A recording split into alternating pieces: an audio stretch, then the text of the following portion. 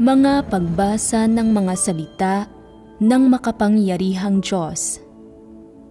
Ang mga responsibilidad ng mga leader at manggagawa. Ang mga responsibilidad ng mga leader at manggagawa, 14.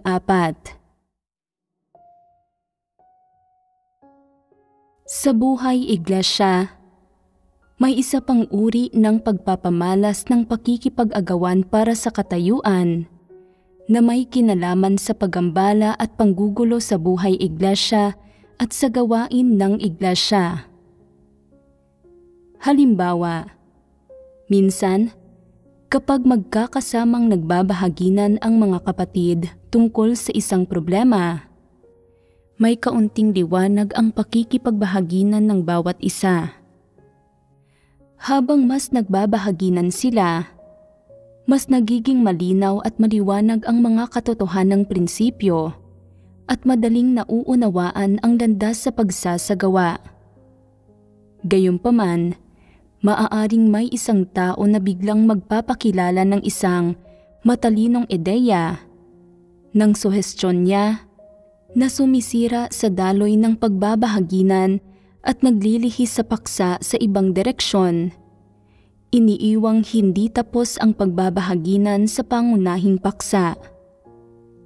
Sa panlabas, parang hindi naman siya nanggugulo, lalong hindi niya nililimitahan ang iba na makipagbahaginan sa katotohanan, pero hindi niya pinili ang akmang oras para ipakilala ang paksang ito. Sa pagsingit ng isang bagong issue para pagbahaginan at talakayin sa isang kritikal na sandali, habang pinagbabahaginan ang katotohanan para lutasin ang isang problema, napuputol ang naunang pinag-usapang issue bago pa man ito tuluyang malutas. Hindi ba't ito ay pag-aabandona sa gampanin habang nasa kalagitnaan pa lang? Hindi ba't naaantala nito ang paglutas sa problema? Bukod sa hindi naayos ang problema, naantala rin ang pagkaunawa ng mga tao sa katotohanan. Posible bang gawin ito ng mga taong may katwiran? Kalabisan bang sabihin na ang mga gayong bagay ay nakakagambala at nakakagulo sa buhay iglesia? Sa tingin ko, hindi naman. Ang guluhin ang isang pagtitipong gaya nito kapag nagbabahaginan sa katotohanan para malutas ang isang problema. Hindi ba't ito ay sadyang paggambala at panggugulo sa buhay iglesia? Kung may isang taong laging sumisingit sa mga kritikal na sandali, kung kailan pinagbabahaginan ang katotohanan para malutas ang isang problema, kung palagi niyang tinatapos ng biglaan ang mga usapan, kung gayon, hindi ito problema ng kawalan ng katwiran. Ito ay sadyang panggugulo sa pagtitipon habang ang katotohanan ay pinagbabahaginan para malutas ang isang problema. Ito ang masamang gawa ng paggambala at panggugulo sa buhay iglesia. Ganoon kasimple. Tanging ang mga antikristo at masasamang tao ang gumagawa nito. Tanging ang mga taong namumuhi sa katotohanan ang gumagawa nito. Kahit ano pa ang konteksto o mga sitwasyon, palaging kailangan ng ganitong mga tao na ibahagi ang kanilang matatalinong ideya. Palagi nilang gustong mapansin, ang maging sentro ng atensyon. Kahit gaano kakrusyal at kahalaga ang paksang pinagbabahaginan ng mga tao, palagi nilang kailangang sumingit para ilihis ang atensyon ng mga tao at maglitanya ng mga ideyang matatayog pakinggan. Gusto nilang magmukhang katangi-tangi. Ano nga bang klaseng palabas ang gusto nilang ipakita? Hindi ba't nakikipag-agawan sila para sa katayuan? Gusto nilang kontrolin ang sitwasyon. Ayaw nilang mas lalo pang lumalim at luminaw ang pagkaunawa ng mga tao sa katotohanan. Ang pinakamahalaga sa kanila ay mapansin, mapakinggan, at sundin sila ng lahat, at gawin ng lahat ang kanilang mga utos. Malinaw na ito ay pakikipag-agawan para sa katayuan. Para sa ilang tao, anumang gawain ang ginagawa nila, kapag hiniling mo sa kanila na makipagbahaginan tungkol sa mga partikular na ideya at plano para sa pagpapatupad sa isang bagay, at tungkol sa mga partikular na hakbang para sa detalyadong pagsasagawa ng mga ito, wala silang anumang maisip. Subalit, mahilig silang maglitanya ng mga ideyang matatayog pakinggan, nagmumukhang kakaiba at gumagawa ng isang bagay na bago at nakasisilaw. Anuman ang kasalukuyang sitwasyon, sa sandaling makaisip sila ng bagong ideya, ipinipresenta nila ito na para bang binalot sila ng inspirasyon. Padalos-dalos nila itong iminumungkahi para tanggapin at sang-ayunan ng iba nang walang maingat na pagsasaalang-alang. Pero kapag hiniling sa kanila na magtalakay ng mga partikular na landas para sa pagsasagawa, nagiging pipi sila. Wala silang kahusayan, pero nais pa rin nilang magpakitang gilas, palaging nilalayon na mapansin. Ayaw nilang maging pangalawang opsyon. Ayaw nilang maging isa lang sa mga ordinaryong tagasunod. Palagi nilang kinatatakutan na mamaliitin sila ng iba, at palagi nilang gustong igiit ang kanilang presensya. Kaya naman, palagi silang naglilitanya ng mga ideyang matatayog pakinggan para mapansin sila. Bakit ba nila palaging ginagawa ito? Kapag sumasagi sa isipan nila ang isang ideya, bulag nila itong itinuturing na maganda at karapat-dapat na isagawa ng walang pagsasaalang-alang o bago pa man ito lubos na mapag-isipan. Kapag padalos-dalos nilang ipinipresenta ang ideyang ito, hindi ito nauunawaan ng ibang tao at natural na magtatanong ang mga ito. Kapag hindi sila makasagot, iginigiit pa rin nila na tama ang kanilang opinyon at na dapat itong tanggapin ng lahat. Anong klaseng disposisyon ito? Anong mga kahihinatnan ang maidudulot ng kanilang mga walang batayang pag-iit sa kanilang sariling mga pananaw? Nakakabuti o nakakagulo ba ito sa gawain ng iglesia? Nakakabuti ba ito o nakakapinsala sa hinirang na mga tao ng Diyos?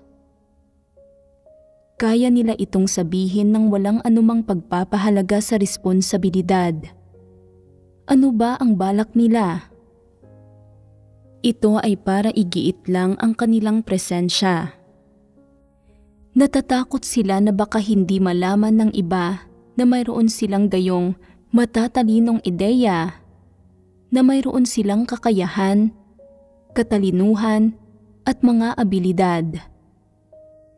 Nagsusumikap sila para sa ganitong pagkilala, para pahalagahan sila ng nakararami. Ano ang nangyayari sa huli?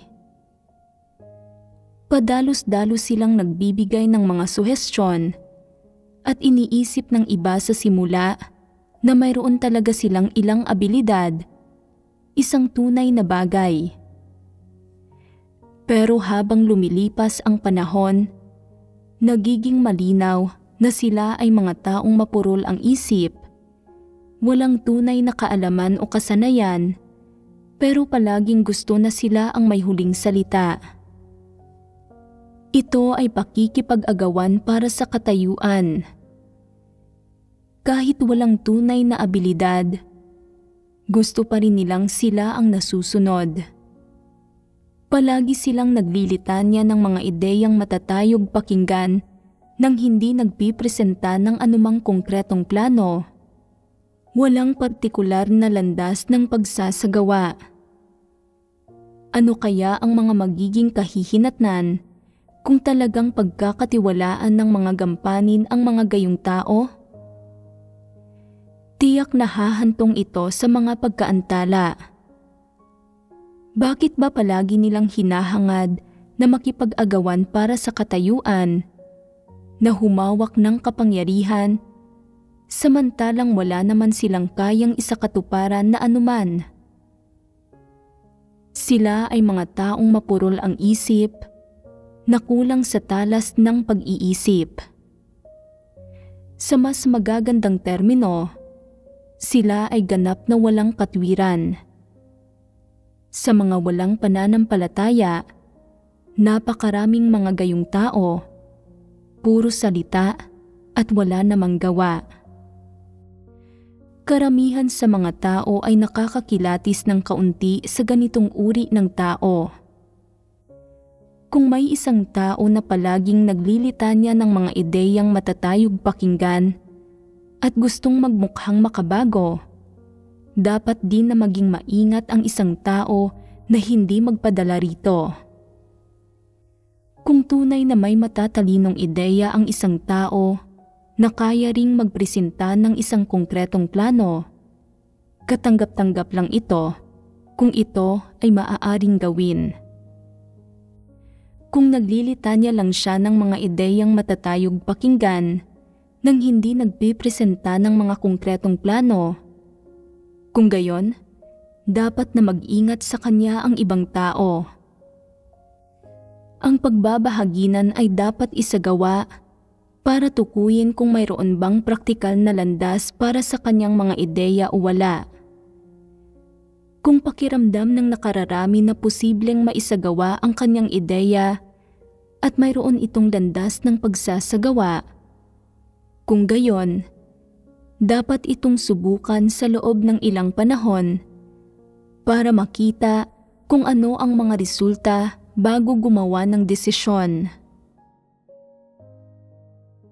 Anumang aspekto ng katotohanan ang pinagbabahaginan ng iglesia o anumang problema ang nilulutas nito, ipapakita ng iba't ibang uri ng tao ang kanilang sarili. Matapos ang mahabang panahon ng pakikisalamuha, makikita kung sino ang tunay na nagmamahal at kayang tumanggap sa katotohanan, at kung sino naman ang mga nanggagambala at nanggugulo, hindi nag-aasikaso sa mga marapat nilang gampanin. Sa palagay ba ninyo, ang mga taong mahilig maglitanya ng mga ideyang matatayog pakinggan at nagpipresenta ng mga bagong ideya ay kayang tumanggap sa katotohanan at tumahak sa tamang landas ng pananampalataya sa Diyos?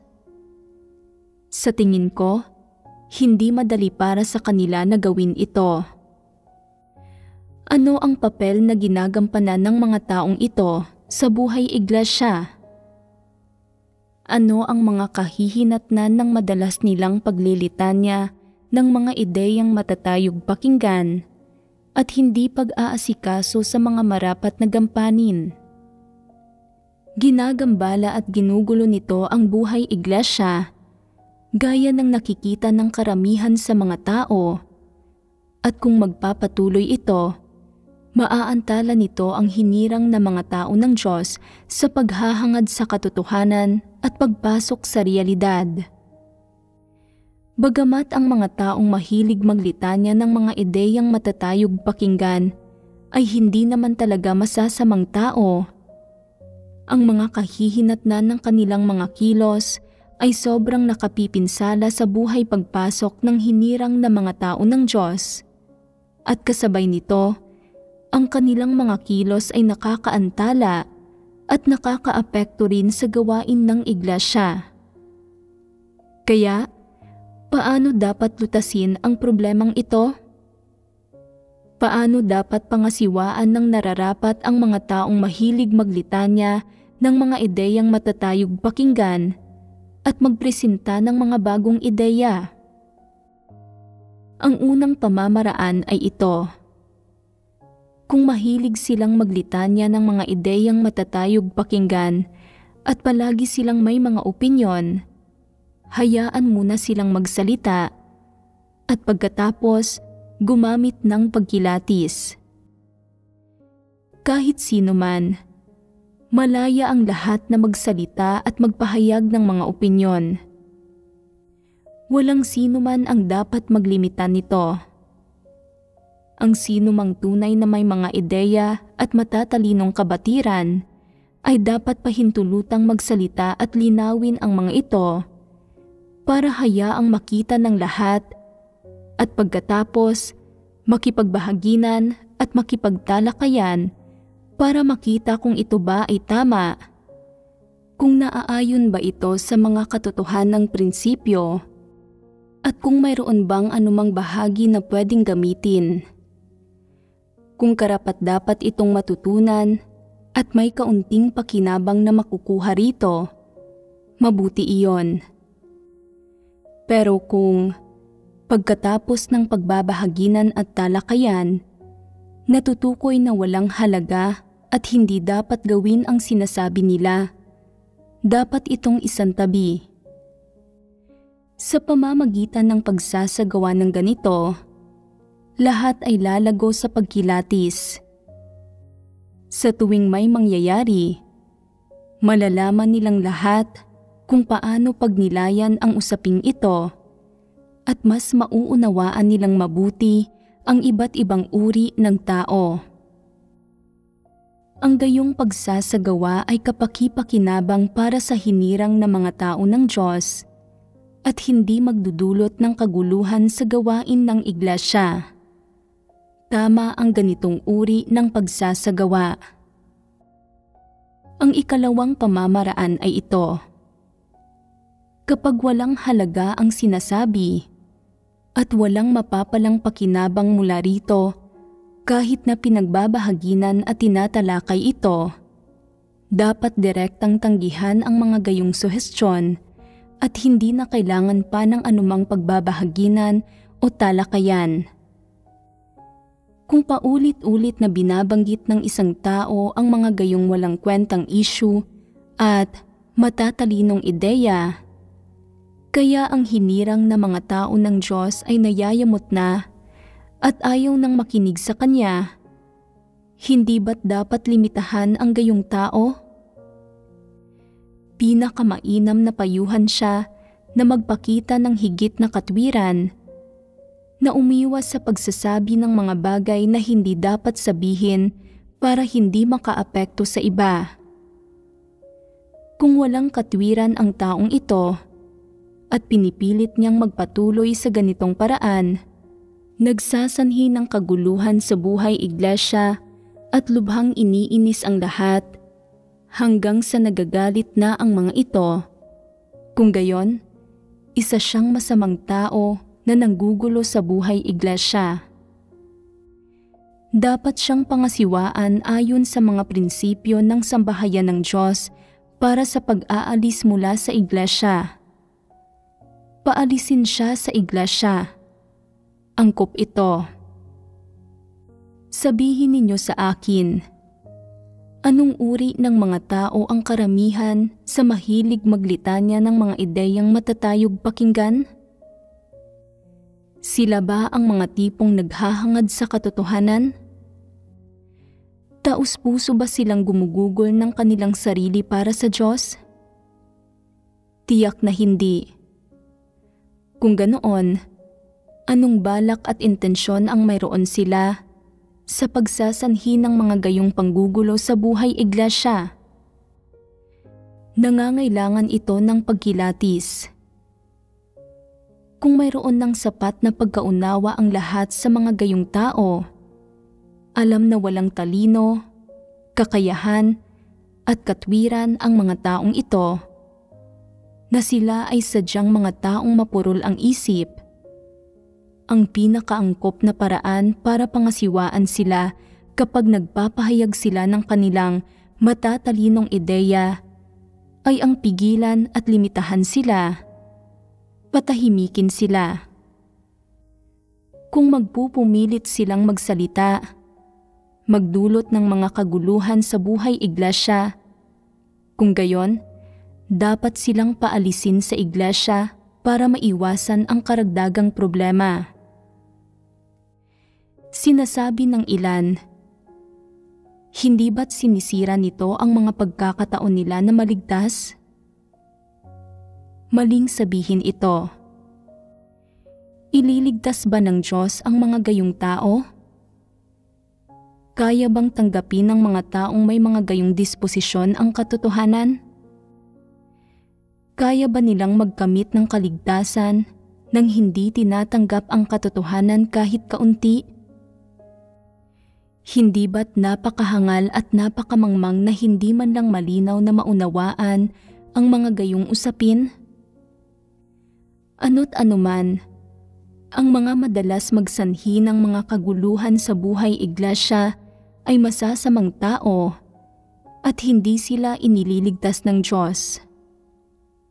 Ang pagpapanatili sa loob ng iglesia ng isang taong hindi inililigtas ng Diyos, hindi ba't sadyang pamiminsala iyon sa hinirang na mga tao ng Diyos? Tunay bang mapagmahal ang isang taong naaawa sa gayong masasamang tao? Sa tingin ko ay hindi. Huwad ang pagmamahal ng taong iyon. Ang totoo, intensyon niyang pinsalain ang hinirang na mga tao ng Diyos. Sa makatuwid, dapat maging mapagbantay ang hinirang na mga tao ng Diyos laban sa sino mang nagtatanggol sa masasamang tao, hindi magpalihis sa mga maladyaablong salita nito. Ang ilang mahilig maglitanya ng mga ideyang matatayog pakinggan, bagamat tila hindi sila masasamang tao at hindi gumagawa ng mga halatang kasamaan, ay maaaring magdulot ng mga kaguluhan sa buhay iglesia sa pamamagitan ng palaging paglilitanya ng kanilang mga ideyang matatayog pakinggan. Sa pinakamababa, ang mga taong ito ay naguguluhan. Sa palagay ninyo, maaari bang maligtas ang mga taong naguguluhan? Tiyak na hindi. Kung ang mga taong naguguluhan ay palaging nanggugulo sa buhay iglesia, dapat din silang paalisin sa iglesia. Hindi tinatanggap ng mga taong naguguluhan ang katotohanan, wala na silang pag-asa na magsisi at ang katapusan nila ay kapareho ng sa masasamang tao. Masama man o naguguluhan, kung sila ay madalas na nanggagambala at nanggugulo sa buhay iglesia, hindi nakikinig sa payo at nagsasalita ng walang preno na parang sirang kotse na hindi makahinto, hindi ba't ito ay tanda ng abnormal na katwiran? Ano ang magiging mga kahihinatnan kung magpapatuloy ang mga gayong naguguluhang tao na guluhin ang iglesia sa ganitong paraan sa loob ng mahabang panahon? Higit pa rito, kaya ba talaga nilang magsisi? Inililigtas ba ng Diyos ang mga gayong naguguluhang tao na may abnormal na katwiran? Kapag ganap nang naunawaan ang mga tanong na ito, magiging malinaw na kung paano dapat pangasiwaan ang ganitong mga individual. Tiyak na hindi mahal ng mga taong naguguluhan ang katotohanan at hindi nila ito maaabot. Ang mga taong naguguluhan ay hindi nakakaunawa sa wika ng tao. Masasabi na walang normal na pagkatao at may pagkabaliw ang mga taong naguguluhan. Sa totoo lang, sadyang wala silang silbi. Kaya bang magserbisyo ng maayos ng mga taong naguguluhan? Tiyak na masasabing hindi man lang nila kayang magserbisyo sa paraang pasok sa pamantayan dahil walang batayan ang kanilang katwiran. Sila ay mga taong walang anumang nauunawaan. Kung nais magpakita ng pagmamahal ang isang tao sa mga taong naguguluhan, hayaan siyang suportahan ang mga taong naguguluhan. Ang saloobin ng sambahayan ng Diyos sa mga taong naguguluhan ay na dapat silang paalisin. Ang sino mang hindi tumatanggap sa katotohanan kahit kaunti, sino mang hindi taus-pusong gumagawa ng kanyang tungkulin, palaging pabasta-bastang gumagawa nito, ay dapat limitahan kung madalas silang magdulot ng mga kaguluhan sa buhay iglesia. Kung may ilan sa kanila na nakakaramdam ng pagkakonsensya at handang magsisi, dapat silang bigyan ng tsansa. Ang mga tao na may diwang hindi makilatis ay dapat pansamantalang panatilihin sa iglesia. Pinahihintulutan ang hinirang na mga tao ng Diyos na pangasiwaan sila, obserbahan sila, at lumago ang kakayahang kumilatis. Kung mayroon namang mga palaging nanggagambala at nanggugulo at sa kabila ng pagpupungos ay nananatiling walang pag-asa na magsisi, patuloy na nakikipag-agawan para sa kasikatan at pakinabang, na binabatikos at ibinubukod ang mga positibong karakter, partikular na binabatikos iyong mga naghahangad sa katotohanan at kayang magbahagi ng mga patotoong batay sa karanasan, at iyong mga taus-pusong gumugugol ng kanilang sarili para sa Diyos at gumagawa ng kanilang mga tungkulin. Kung gayon, ang mga individual na ito ay masasamang tao at mga antikristo. Sila ay mga hindi mananampalataya. Para sa mga gayong tao, hindi lang ito tungkol sa pagpipigil at paglilimita sa kanila. Dapat silang paalisin kaagad sa iglesia para maiwasan ang mga problema sa hinaharap. Ang ganitong paraan ng pagsasagawa ay ganap na naaayon sa mga layunin ng Diyos. Ang mga ito ang humigit kumulang na iba't ibang pagpapamalas ng pakikipag-agawan para sa katayuan, mula sa maliliit na bagay hanggang sa malulubha. Ang maliliit na pagpapamalas ay pangunahing tumutukoy sa pangungutya sa mga lider at manggagawa gamit ang malulupit na salita, paghahanap ng maliliit na butas, at pambabatikos sa pagiging maagap ng mga lider at manggagawa nang may layo na wasakin at siraan sila. Ang mga pinakamalubhang pagpapamalas ay ang direktang pagkontra sa mga lider at manggagawa sa lantarang paraan, naghahanap ng mga bagay na magagamit laban sa kanila at nanghuhusga, kumokondena, nambabatikos at bumubukod sa kanila, at pagkatapos ay inihihiwalay sila at pinipilit pa sila na umamin sa kamalian at magbitiw para maagaw ang kanilang katayuan. Ito ang mga pinakamalubhang issue ng paggambala at panggugulo na nangyayari sa buhay iglesia. Ang mga taong lantarang nagpoprotesta laban sa mga lider o manggagawa at nakikipag-agawan para sa katayuan sa mga ito ay ang mga taong nanggugulo sa gawain ng iglesia at lumalaban sa Diyos. Sila ay masasamang tao at mga antikristo at hindi lang sila dapat pigilan at limitahan. Kung malubha ang sitwasyon at kinakailangan na silang paalisin o patalsikin, kung gayon, dapat silang harapin ayon sa mga prinsipyo. May isa pang pagpapamalas ng pakikipag-agawan para sa katayuan. Ang pagbubukod at pambabatikos sa mga taong higit na naghahangad sa katotohanan sa iglesia. Dahil may dalisay na pagkaarok ang mga taong naghahangad sa katotohanan at mayroon silang karanasan at tunay na kaalaman sa mga salita ng Diyos. At madalas nilang pinagbabahaginan ang katotohanan para lutasin ang mga problema sa pagitan ng mga kapatid. At nang sa gayon, ay napapatibay ang hinirang ng mga tao ng Diyos at unti-unting nagkakamit ng katanyagan sa iglesia. Ang masasamang tao at mga antikristong ito ay naiinggit at sumusuway sa kanila at ibinubukod at binabatikos sila ng mga ito. Ang anumang pag-uugali na binubuo ng pambabatikos o pagbubukod sa mga taong naghahangad sa katotohanan ay direktang nagdudulot ng paggambala at panggugulo sa buhay iglesia.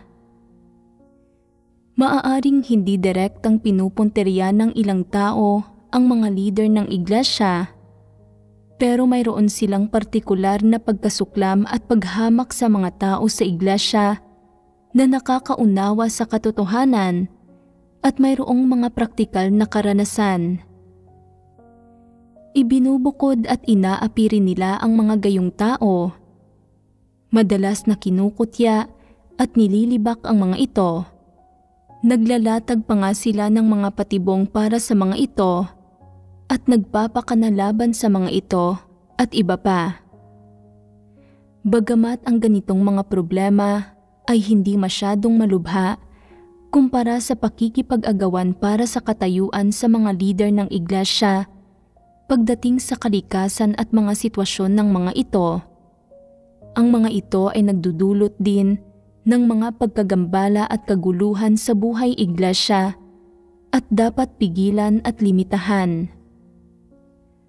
Kung apektado ang karamihan ng mga kapatid sa iglesia at madalas silang nasasadlak sa pagkanegatibo at kahinaan, kung ang mga problema ay humahantong sa ganitong uri ng mga kahihinatnan, kung gayon, katumbas ang mga ito ng paggambala at panggugulo. Ang uri ng masamang tao na lumilikha ng mga pagkagambala at kaguluhan ay hindi dapat bastang limitahan lang.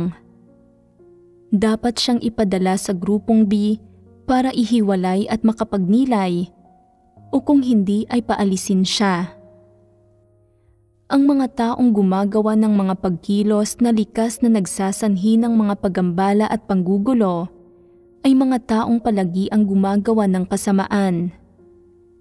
Dapat pag-ibahin ang pagtrato sa pagitan ng masasamang tao na madalas gumagawa ng kasamaan at sa mga taong paminsan-minsan lang gumagawa ng kasamaan.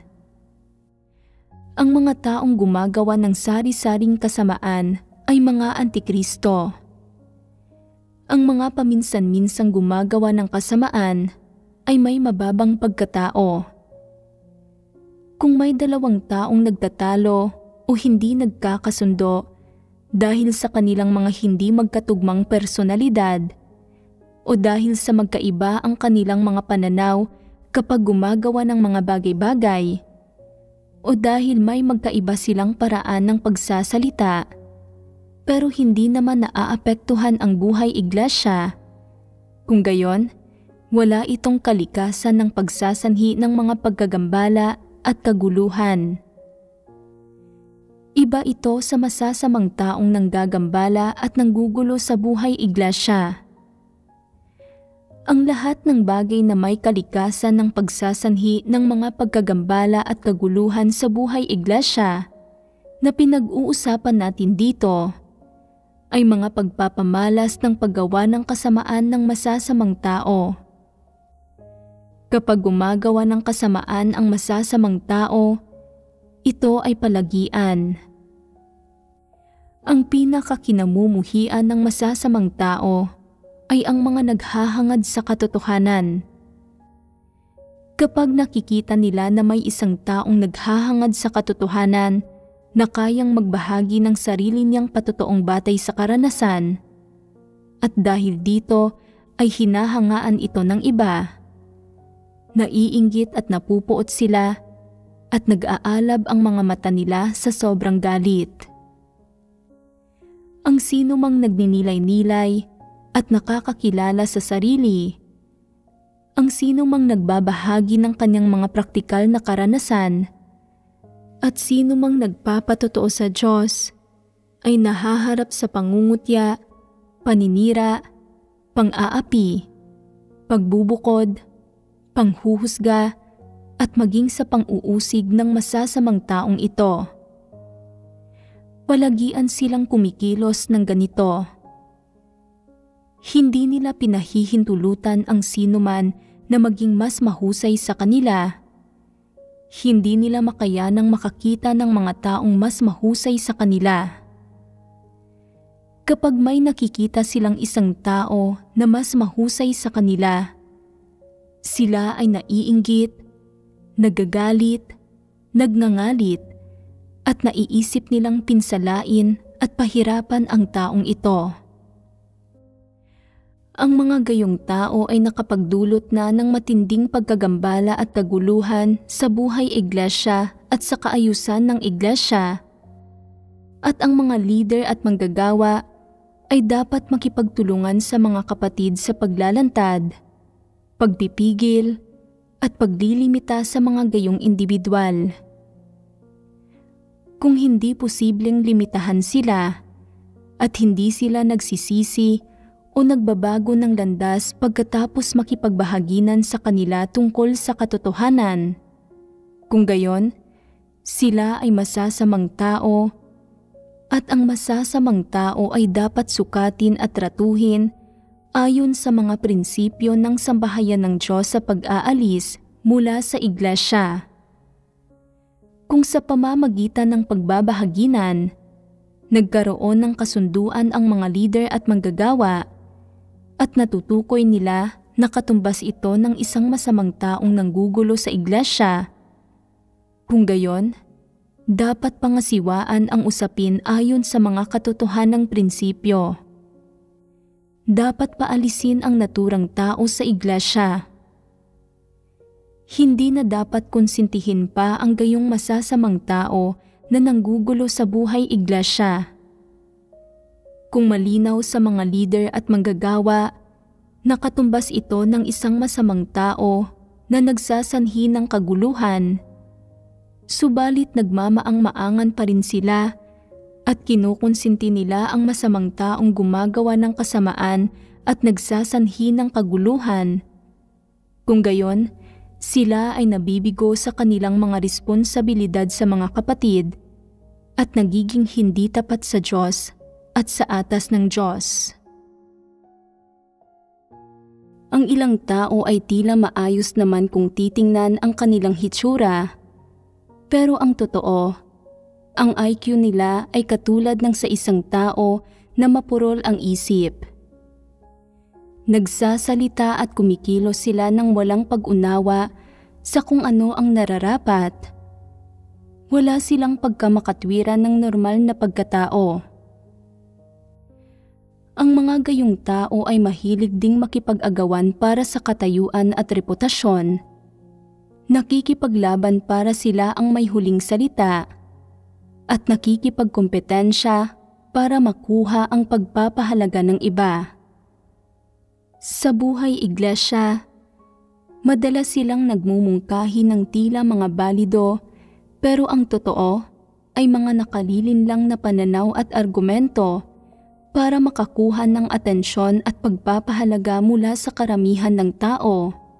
Ginugulo ang isipan ng mga tao, ginugulo ang kanilang tamang pagkaarok at kaalaman sa mga salita ng Diyos, at ginugulo ang kanilang positibong pag-unawa sa lahat ng bagay.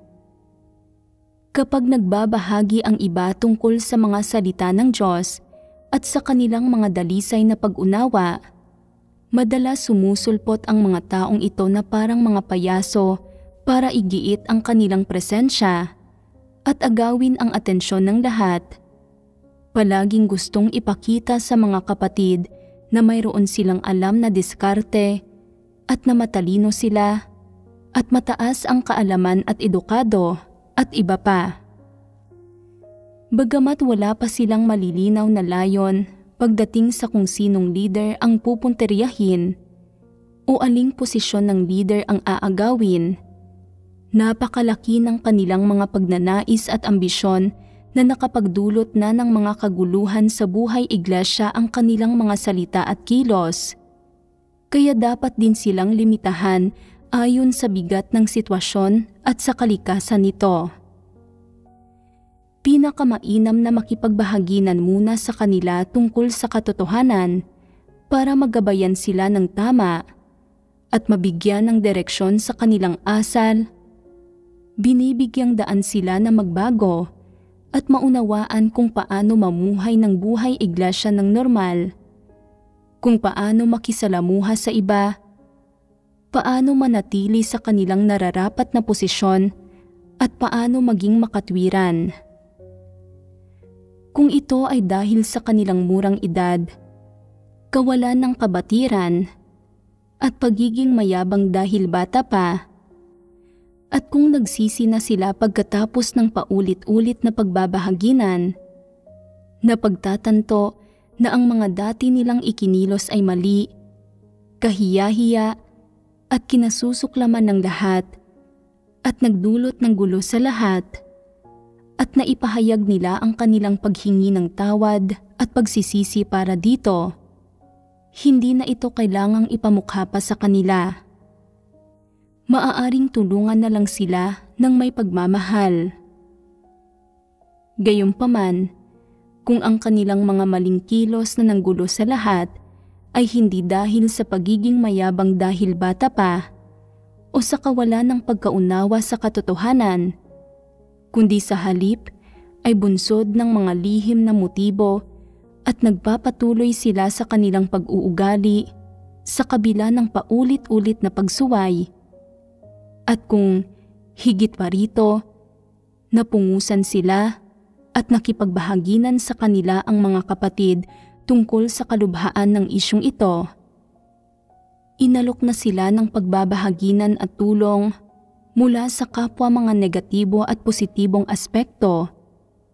Subalit hindi pa rin nila makilala ang sarili nilang kalikasang diwa.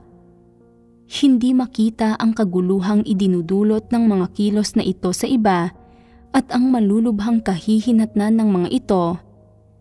At patuloy silang gumagawa ng mga panggugulo at paggambala sa pamamagitan ng pagsasagawa ng mga parehong pagkilos sa tuwing may pagkakataon sila. Kung gayon, sa kasong ito, kinakailangan ang mas mahihigpit na hakbang.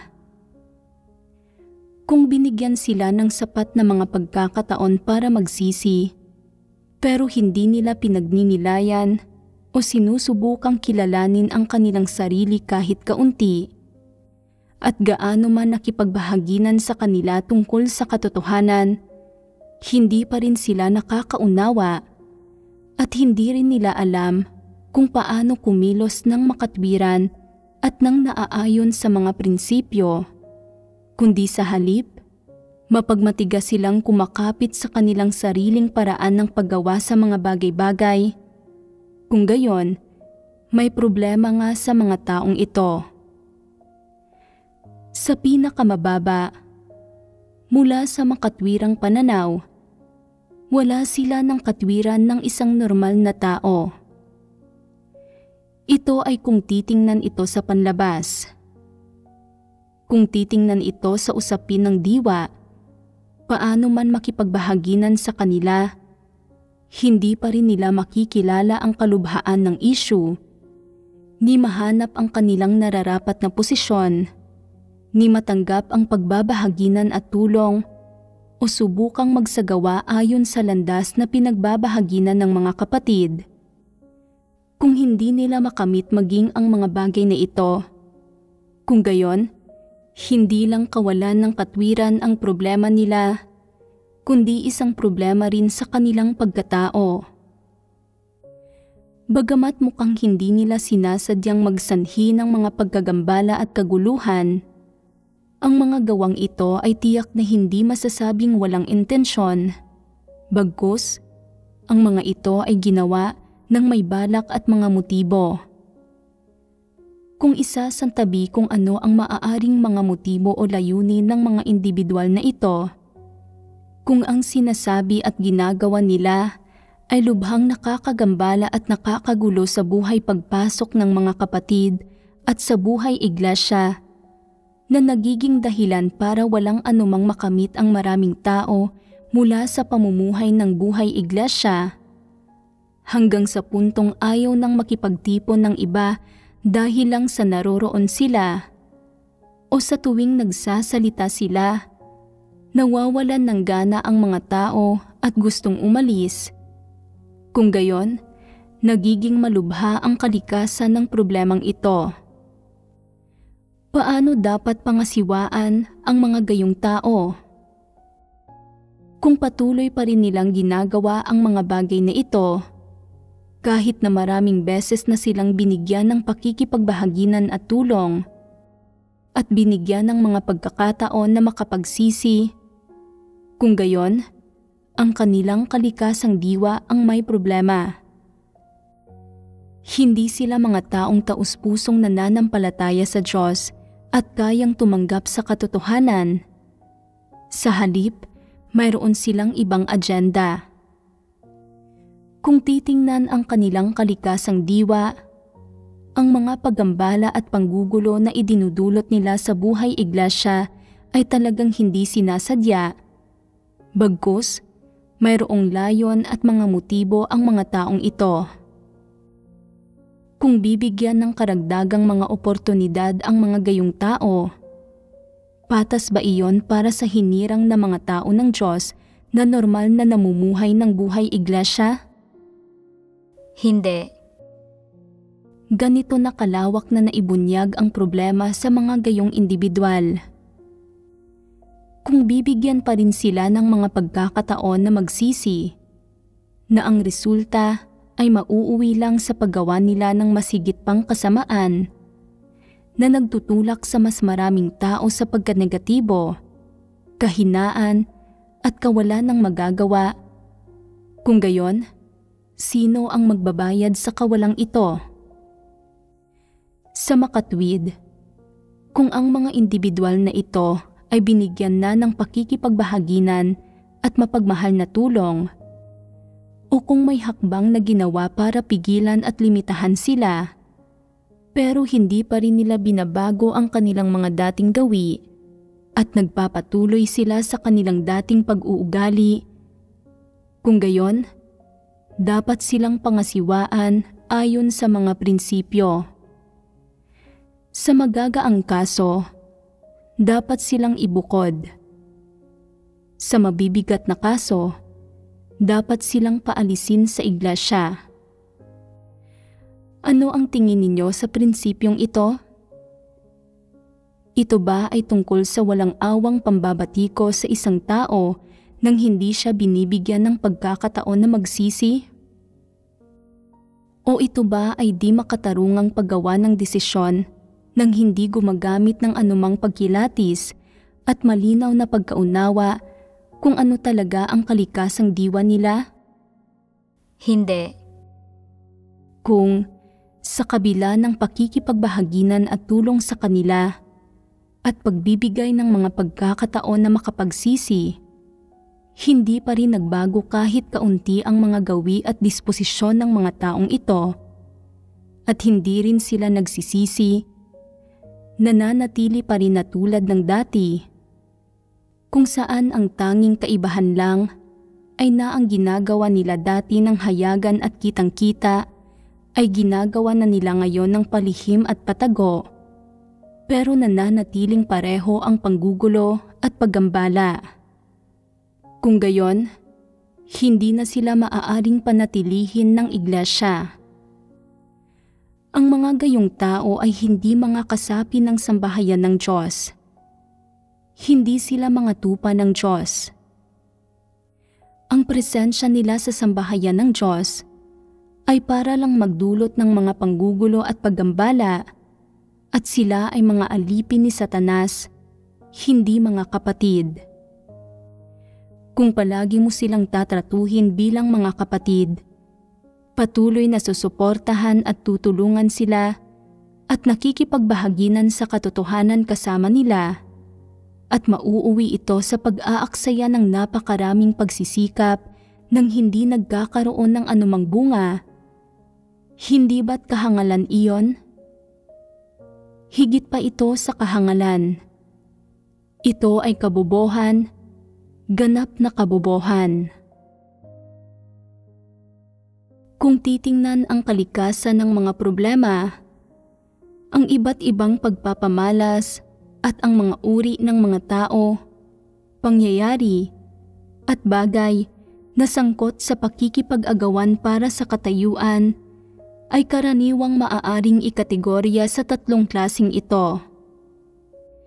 Ang pakikipag-agawan para sa katayuan ay isang karaniwang isyu sa buhay iglesia na lumilitaw sa iba't ibang grupo ng mga tao at sa iba't ibang aspekto ng buhay iglesia. Tungkol naman sa mga taong nakikipag-agawan para sa katayuan, sa magagaang kaso, dapat silang bigyan ng sapat na pagbabahaginan sa katotohanan para suportahan at tulungan sila. Nang sa gayon ay maunawaan nila ang katotohanan at mabigyan sila ng pagkakataong magsisi.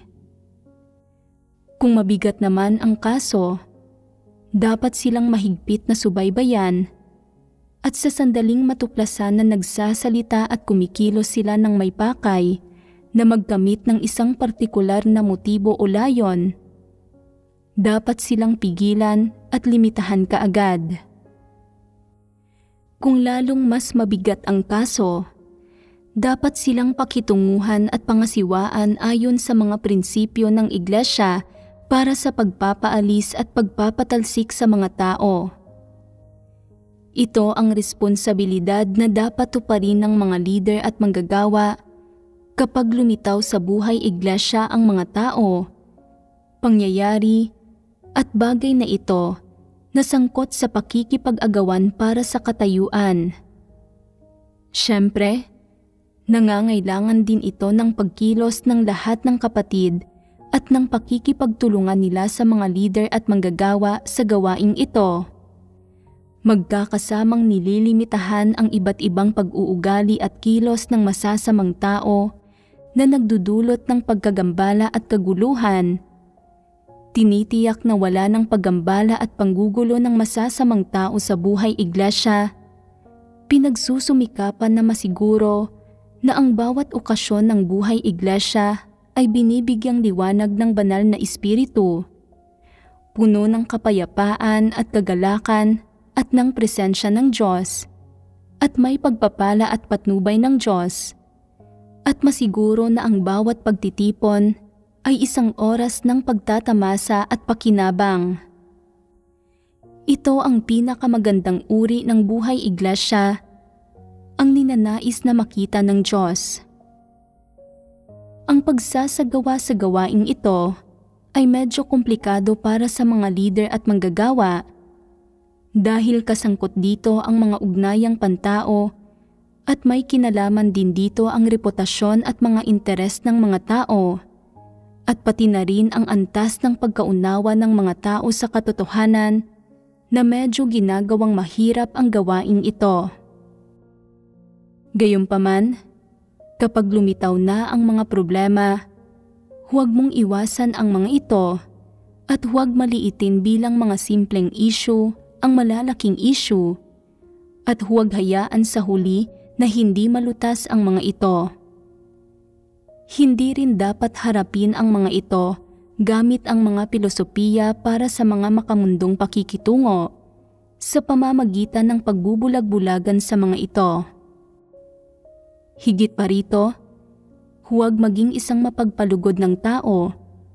Sa halip, tratuhin ang iba't ibang uri ng mga taong nakikipag-agawan para sa katayuan ng naaayon sa mga katotohanang prinsipyo. Malinaw ba ang pagbabahagi ng ito? Kung gayon, dito nagtatapos ang ating pagbabahaginan tungkol sa ikalimang issue.